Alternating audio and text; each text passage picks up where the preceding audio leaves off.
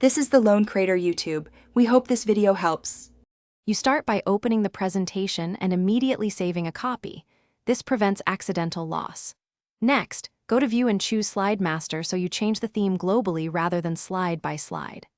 Once there, scan the master and each layout to identify which elements, colors, fonts, background, require updating. This step matters because changes in the master propagate to all dependent slides, saving time and keeping consistency across the deck. Now you modify the core theme elements themselves.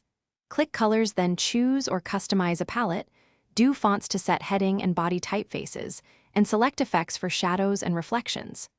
Make background changes on the master slide so every layout inherits them. Either pick background styles or insert an image and set it to fit. Also move or resize placeholders so future content aligns correctly. This is why adjusting layouts now prevents layout fixes later when populating slides. Finish by closing Slide Master to apply the theme across your deck, and then scan several representative slides to confirm changes stuck and nothing looks off.